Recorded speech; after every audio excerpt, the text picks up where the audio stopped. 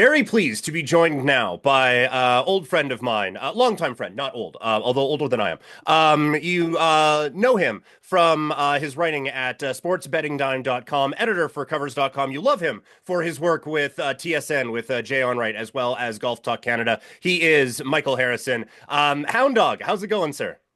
Wow, I love that intro for me. That's you really talked me up there. It sounds like I'm a mover and shaker or something like that. Yeah, no, it's Peter. It's been so long since I've talked to you, so I'm very excited to chat with you about some things here about golf, and yeah, it's very honored to be on the podcast for sure. Man, happy to have you. And yeah, I like to set the bar high for my guests. So don't fuck it up. Also, we're allowed to swear. I didn't tell you that before. Uh, Oh, okay. so that's again, just like to break on through. I do want to get to all of the golf, and that's all we've talked about. And I haven't told you I want to ask about this first, but when I lived in Toronto, we worked together at TSN and shared an affinity for the local baseball club, the Toronto Blue Jays. And actually, one of my favorite memories from living out in Toronto was you and I going to the JP Arancibia game at the Rogers Center. We had followed him for the whole time. This was the prospect we were hyped about, which don't look at his baseball reference page. Uh, but the minor league numbers are great. New hot prospect that gets signed has done a little bit better than Arancibia did. Thoughts on Vlad Guerrero Jr. sticking around for a long time out in Toronto?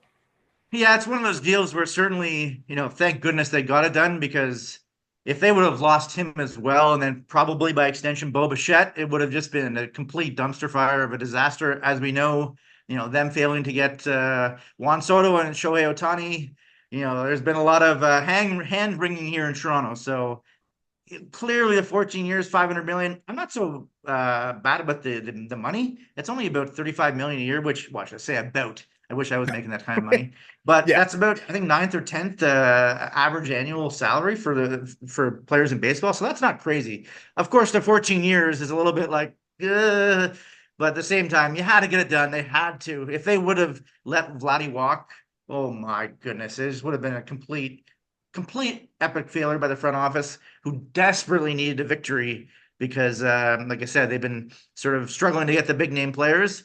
So I definitely love it. It's a little bit more than you would love to have paid, but it was a necessary evil, I'd say. I'd say. Yeah. Yeah, I like if you wanted to break down some of the cost by whatever, like I'm sure you could tinker with it, but I would rather have him than not. So whatever it took to, and like you said, not my money. I do some freelance stuff at Rogers. I'll work on a typewriter if we have to make sure they can get that deal done. So yeah, I just wanted to throw the baseball in there. Let's get to the golf. Love it. With the rather big tournament coming up this weekend with the Masters. It is. It's always a little interesting because like there is golf that has been happening coming up to this, but it is equal parts the biggest tournament of the year and kind of the first one that a lot of people care about. So what is kind of the overall excitement level for you for the Masters for 2025? Yeah, I'm very excited. Certainly some of the top names are playing really, really, really well. I'm sure we'll get into Rory McIlroy here in a bit.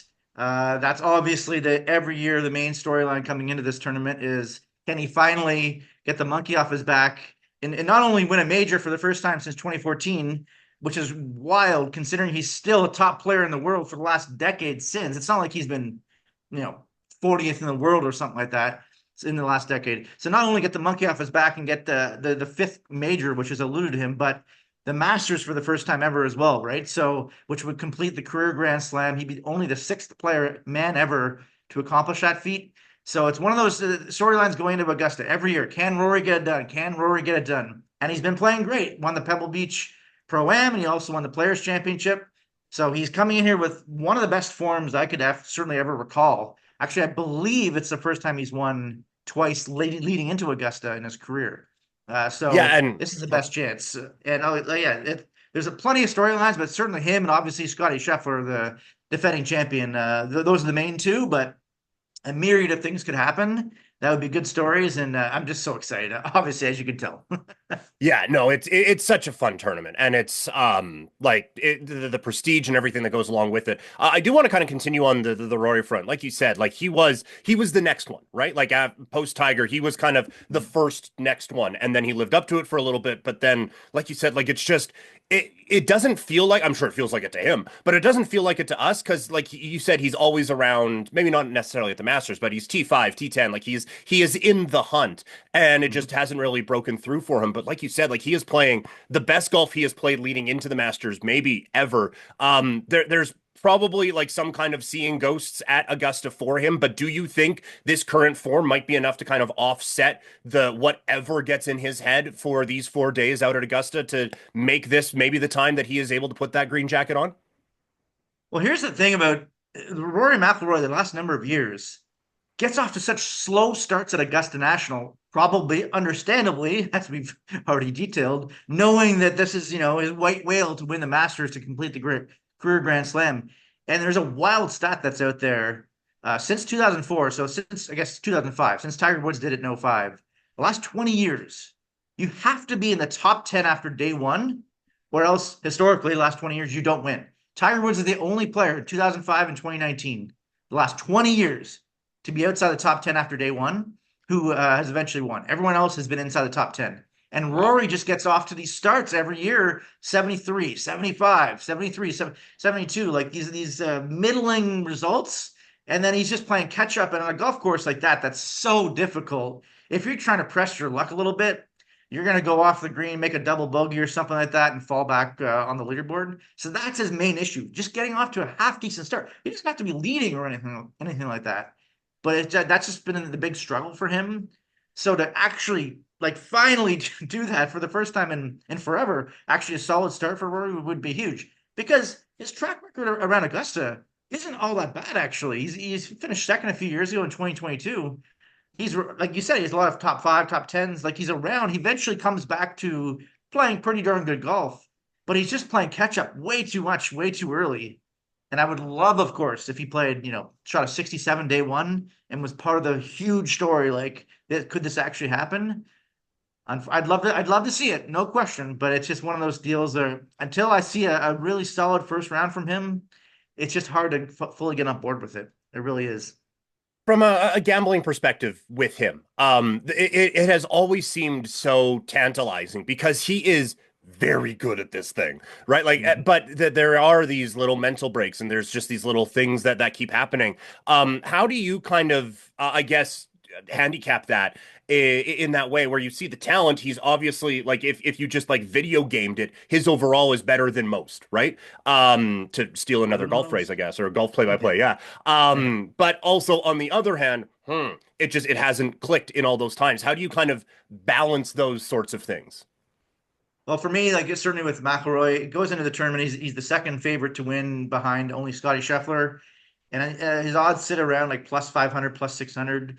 Just not good enough. The juice isn't worth a squeeze for me with that, especially knowing he gets off to these slow starts typically.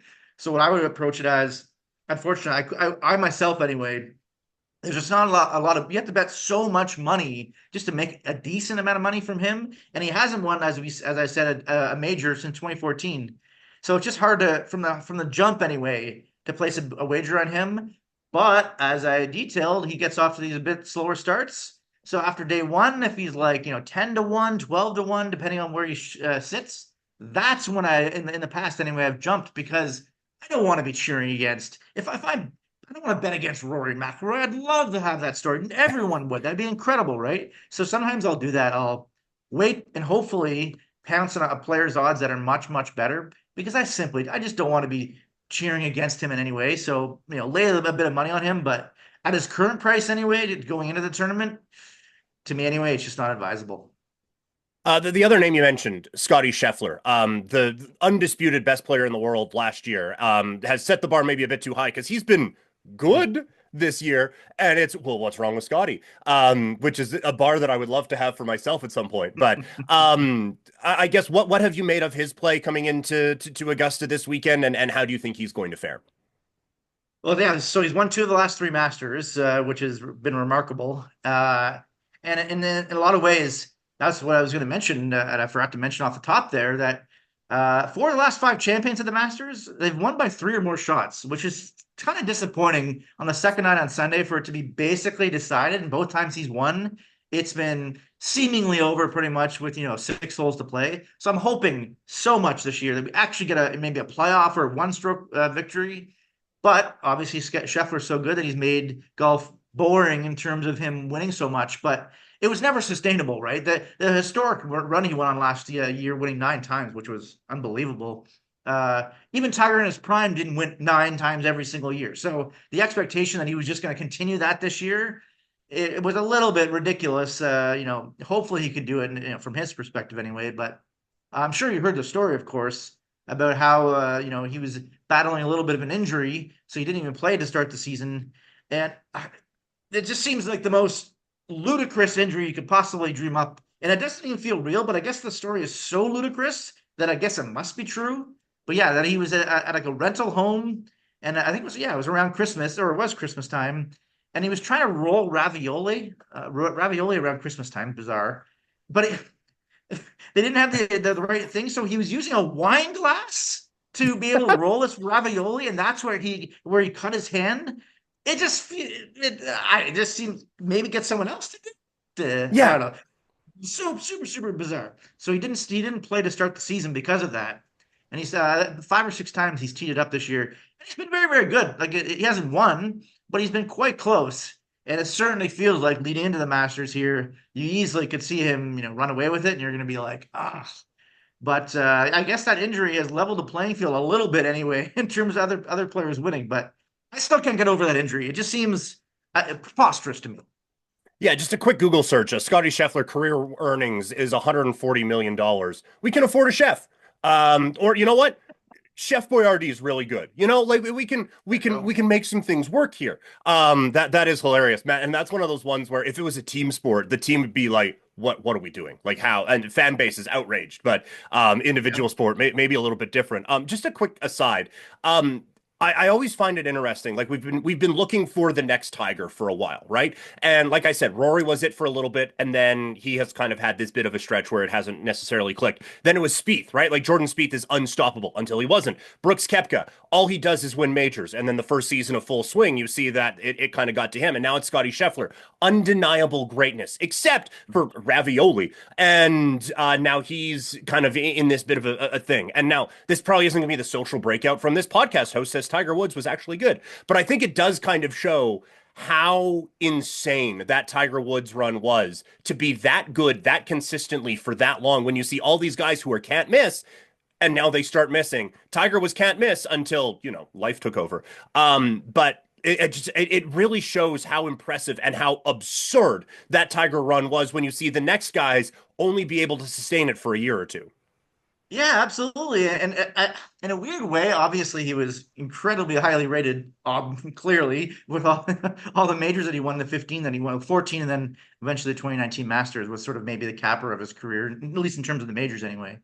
But in a weird way, I feel like as time has passed, it's almost like, was he underrated in a way? Because like, Right? yeah, like for at least about a decade span, the amount of times he won was just absolutely insane. Like you'd go jump on the golf course, he'd be playing like his C game, and he'd still be winning or finishing second a lot of time.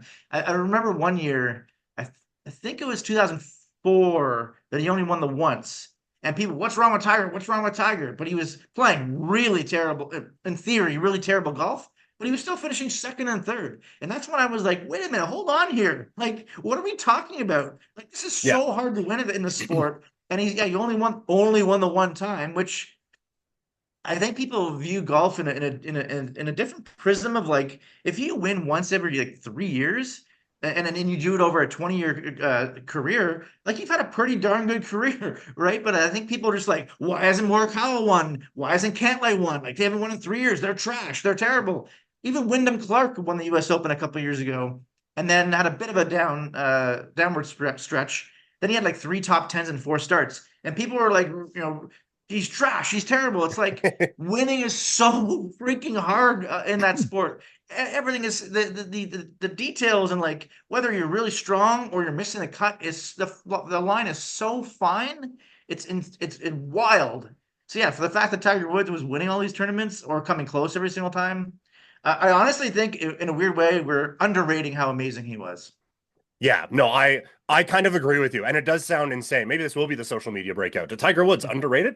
But you're right. Like over 100 guys a week go out to this thing. One of them gets to hold a trophy at the or get a jacket, depending on the event. Like that's and they're trying to win those things too. They've put millions of dollars into their bodies and stuff like that. And yeah, I do kind of think that because golf is something that everyone does, that there is a little bit of a oh well, yeah, he just won at golf, a big thing. But it's like well, yeah, but against other guys who are trying to win at golf, like I do think that there was maybe a little bit of kind of underappreciating what we had with him, and now it does kind of seem like that the 2019 was kind of the cherry on top with the Achilles injury and all that stuff. Now, I do like that TGL. Maybe we get him at kind of higher levels for a little bit, but I didn't anticipate a Tiger Woods kind of side quest. But it does kind of seem like maybe that era is over now. Hey, I think so, but this is always been my point about Tiger Woods as he's approaching 50 years old now. He's 49. Now, of course, this is a huge caveat. Of course, being can he actually stay healthy? But there's two things I've been saying for the last couple of years as he gets closer to being able to play PGA Tour champions. On that tour, you can use a cart if you want it. PGA Tour, you can't. So I've always said get Tiger Woods to 50 years old because, of course, as we know, even before his latest injury, he's been battling injuries for so many years, unfortunately, and not being able to play consistently. You can go to the Champions Tour, use a cart if he wants to, get a little bit of live reps under his belt, then go to majors and, of course, walk the course and actually be semi-competitive as opposed to just, I'm going to jump on a major championship venue against 155 other guys. And, well, the Masters it's a much smaller field, actually, but, 80, 88 players, something like that. But then he actually might have a chance to compete and play well as opposed to just playing once a month or once every couple months. And the other factor to me is Phil Mickelson, a few years ago at the PGA Championship, became the oldest male golfer to win a major. And of course, Tiger Woods has had a better career than Phil. And I yeah, do truly believe that is still in the back of his mind. I want to be the oldest player to win a major championship and best Phil on that. So again, this is a huge caveat, like I said, provided health. But if he can actually get semi-healthy, play the Champions Tour, get some reps under his belt, he actually could have a chance to be in the mix for a major championship. As opposed to now where he has no chance at all, in my opinion, yeah. playing so regularly, or obviously this year he's not playing at all.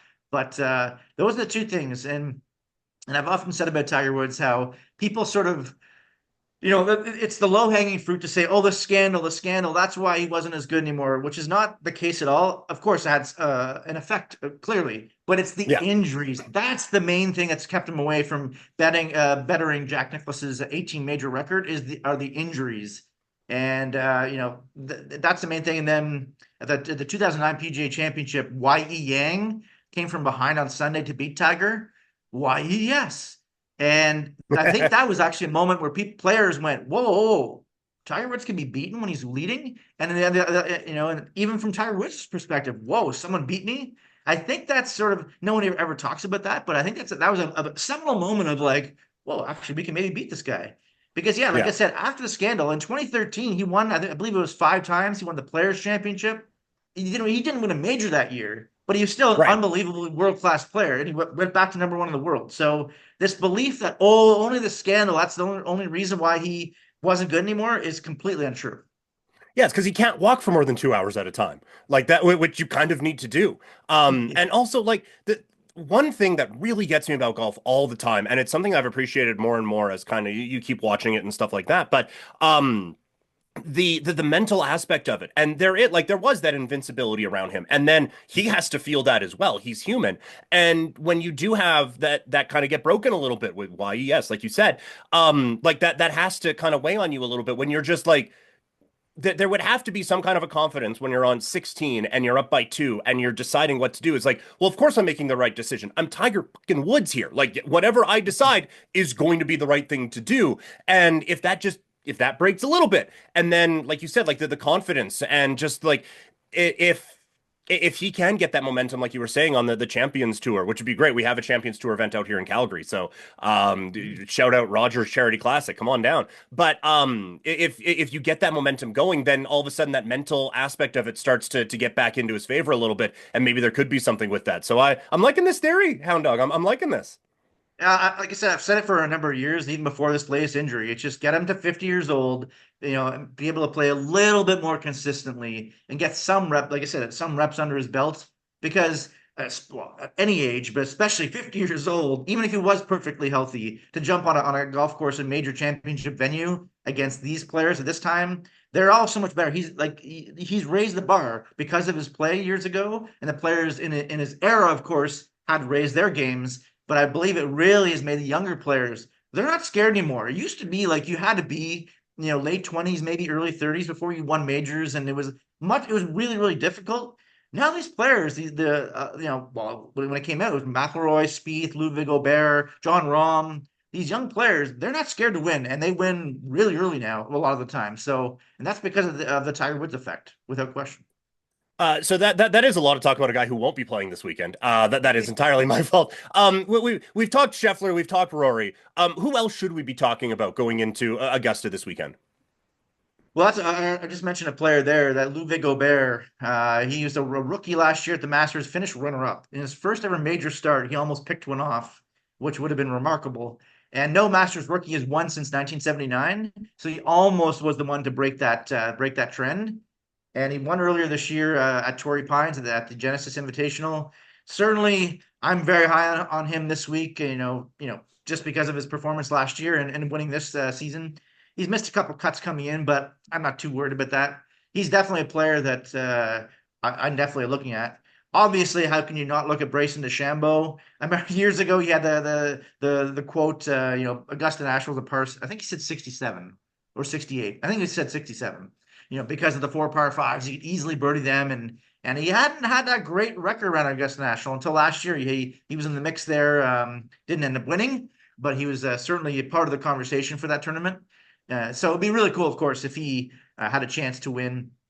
I remember saying years ago, everyone was really hating Bryson DeChambeau years back. Oh, this guy, da da da da. I'm like, he is so entertaining. There are Yeah. too many robot golfers out there that I just don't like because they have no personality. They don't ever smile. There's no charisma or pizzazz to them. So Bryson was doing things differently, and I loved that years ago. So I want to take credit. I was the originator of the no, Bryson DeChambeau was pretty cool train because he was a villain for the longest time. But again, even if you didn't like him, at least you had an opinion about him, right? And Right. unfortunately in golf, there's too many players that, like I said, they're just sort of cookie cutter, don't really bring any emotion out of you one way or the other. So golf needs more stars or more villains. Like Patrick Reed was certainly one of them for a number of years as well, former Masters champion. So that's very important. So it'd be cool to see Bryson have a shot here. And speaking of, because now he's on the Live Golf Tour, I'm looking at a couple of players that are also playing with him on Live. You mentioned him earlier, Brooks Koepka. Since he won the PGA Championship a couple of years ago, finally, scaling back to the top of the mountain, he hasn't been as sharp at the majors. But it's just all he does is win majors, and Yeah. he's been second here twice at Augusta. So definitely a player that I'm looking at this week in terms of you can just pop and you're like, oh, well, why have I not picked Brooks Koepka? And also Cam Smith, winner of the Open Championship a couple of years ago, unbelievable lights out putter, very great track record as well at Augusta. Like that's the thing with Augusta National. A lot of times because it's such a small field and maybe 10 of them are past champions who have no hope at all of winning, you tend to see the same names year after year, typically, that are in the mix. And Cam Smith has almost won a couple of green jackets. So those three players, I guess I should say, or four: Luke Gobert, DeChambeau, Koepka, and Cam Smith. Definitely guys I'm looking at. I was going to ask this a little bit later, but I think it fits now. When you're putting together a card and putting together your picks and all of that, what all do you look at? Because like what we hear, like Augusta is like nothing else, and so you can't really go back to, oh well, he won the Houston Open and he did this and he did that because that's cool, but it's nothing like what you're dealing with here. And obviously, the pressure is like nothing else at Augusta National. So is the other tournaments that you look at going into this really just past masters, or are there a couple of things in the lead up to this that you can look at? And are there any stats that you can kind of play with as well that maybe can help out at Augusta? Well, certainly, as I said, past success on this track, without question, oftentimes is a huge reason why a player will continue to play well in the future at Augusta.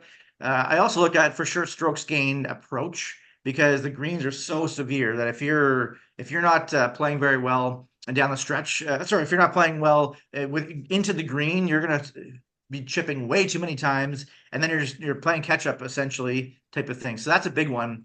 But there's a couple players who fit that criteria. I believe I saw a tweet something about 7 or 8 different players fit the criteria of strokes gained, approaching the green, and there's all sorts of different factors like, oh, they've been playing really well coming in, so on and so forth.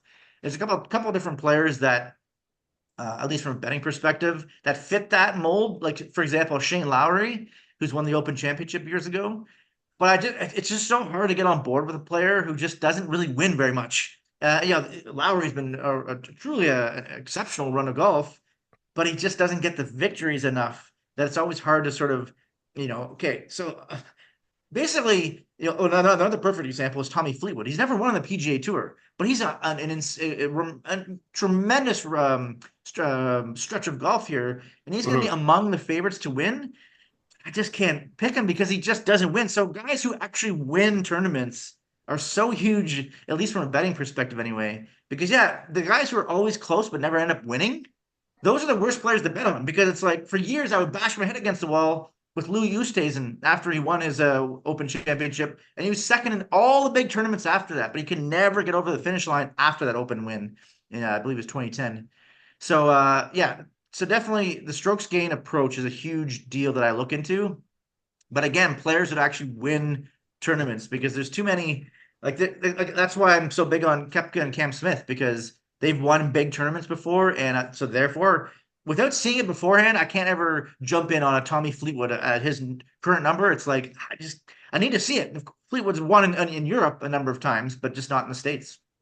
Well, and that is something, and it's something that I again, as I kind of get a little bit older into to watching sports and stuff like that, learning how to win's a thing, right? Like I believe it in hockey. There's a lot of rebuild talk around the Flames and stuff like that out here, and like yes, but also like you do have to learn how to win at some point. We see it in Mhm. basketball, we see it in baseball, football, all these different things. And like at some point, teams break through and sometimes they don't. And I think it's probably the same thing in golf. Like it is a grind to go 72 holes with the best players in the world breathing down your neck. And you're standing over an 8 foot putt at Augusta with Jim Nance whispering in the background. Like there's a lot of pressure that goes into that. So that whole learning how to win thing, I think is a real thing, especially when it comes to this sport.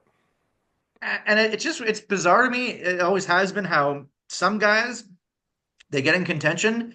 Perfect example, Nick Taylor, Canadian. He's won 5 times in the tour, 3 of them in playoffs. You give Nick Taylor a chance to win, he's going to bust through and win. That's just the way it is. Now, he doesn't consistently get up there, and I'm sure we'll talk about him in a bit, but he doesn't consistently get up there, unfortunately. He's missed the last 9 major cuts, which is yikes. But Yeah. when he give him a chance to win, no problem, he can win. Whereas some players, like I said, they're always there, but they just can't get over the finish line. And it's just like Cameron Young is another player for years. People referred to him online as Scam Young because he had so close to winning a few different majors, and just can't win. But other guys, it just seems so easy for them to be victorious. It's strange in golf how there's one way or the other. You can win, or you just have all sorts of top finishes without victory. And that's got to be so rattling as a player too. Oh yeah, that has to really get to you. You mentioned let's talk about the Canadians. Nick Taylor obviously has the big moment at the Canadian Open, and everyone loved. Where are we at with the Canadians going into this tournament here?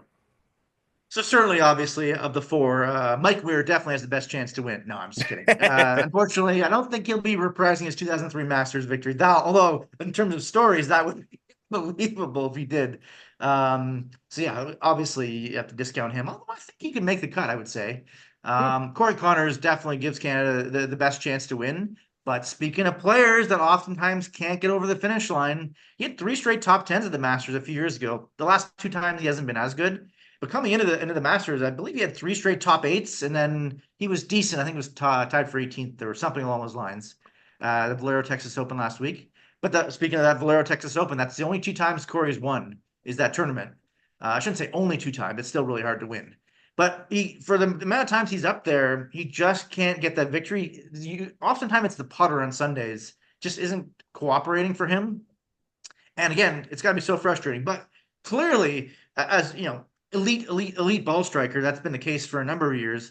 But he just can't get the putts. If he ever could get that thing even semi decent, the putter doesn't have to be amazing at putting, just halfway pretty good, he would absolutely have a great chance to win. And then the other two Canadians, as I mentioned, Nick Taylor. I love betting on Nick Taylor to win because he's such a boomer bust candidate. As I already detailed, I hate when players are really good but never winning because then their odds are really, really bad. But he got when he won in Hawaii earlier this year, for example, he was 110 to 1 to win because Wow. he either wins or he's going to miss the cut. So for Yeah. the same thing applies for these majors, last 9 major cuts he's missed, which is, like I said, stunning that he's missed 9 in a row there. But do I think he's going to contend? Probably not. But if he somehow does find his way on the leaderboard on Saturday, I don't think he's going to fall off. He's just that type of player. And then the other one is Taylor Pendrith, making his Masters debut, won the Byron Nelson last year. That's why he's playing. Certainly, plenty long enough off the tee, and he definitely pops on leaderboards every so often. Not incredibly consistently, but I could see him maybe having an early run, maybe a Thursday round, something like that. But in terms of him, taking a run at the title, probably not going to be him this year. Last one for you here. We could go all day on this, but Zoom's telling me we got to go. What kind of markets are you looking at when it comes to betting golf? Like there isn't just who's going to win, who's not going to win, because that's tough with the, like you said, 80 to 100-person field. But you can do like top 5, top 10, top 20. Like the golf market is actually pretty vast in what you can do. So are we in tournament betting? Are we looking at top 20 finishes, making the cut? Do we do daily fantasy? Well, what's kind of the weapon of choice here for Michael Harrison?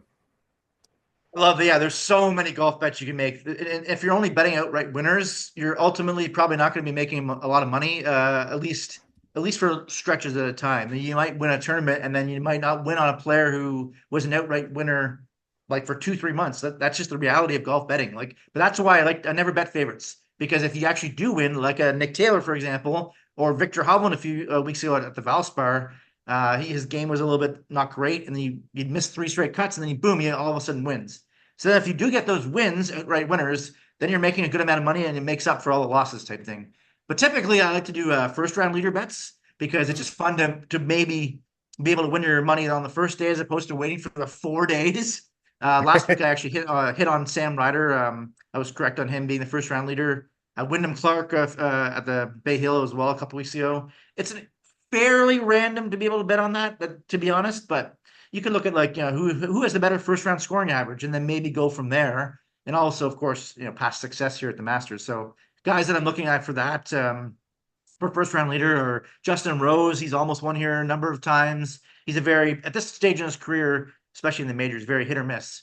Russell Henley won earlier at Bay Hill. He's Georgia boy, and he went to school there and might have a chance to win. And as I mentioned, Corey Connors, I think to be a first round leader is a pretty good bet, just because I could see him popping early and then eventually sort of regressing a little bit. But yeah, top 20s and top 10s are definitely you're not going to win as much money on them, but they certainly help a lot more in terms of you're not just hoping that one guy can be all these players. So top 20s are a good bet to make. Or you can even do like top Canadian if you wanted to of the 4 players. Mm. Like if you want to get risky and say Mike Weir somehow, you can make that bet, right? But yeah, there's a myriad of golf bets you can make. So many. And one of the markets I actually like to tell people to bet is the betting without Scottie Scheffler, and even you can even do a betting without Scheffler and McIlroy if you wanted to as well. Because Mm. especially with Scheffler, let's be honest, he's probably going to win, or he is going to have a great chance to win, and it's just frustrating, especially last year. All the times he would win, and I'd be betting the other players. It's like bet without Scottie Scheffler. Doesn't matter what he does, as long as your player finishes second, or of course wins, then you win Yeah. the bet, and it just makes it so much better because too many times last year he was just stealing money from everybody else with all those victories. So that's a good bet to be making, I think. Nice. Love it. This was awesome, man. Great catching up. We'll have to do this again very soon. Again, you know him Absolutely. from the Jay Onright Show, Golf Talk Canada, sportsbettingdime.com and covers.com. You can find him on social media at Hound Dog Harrison on X and Instagram. Harrison, man, this was a blast. Thank you so much for doing this. Thank you. And yeah, I also post those golf videos, all bets par off videos on TikTok as well. Right on. Thank There you. you go. Thank you very much, man. Appreciate it.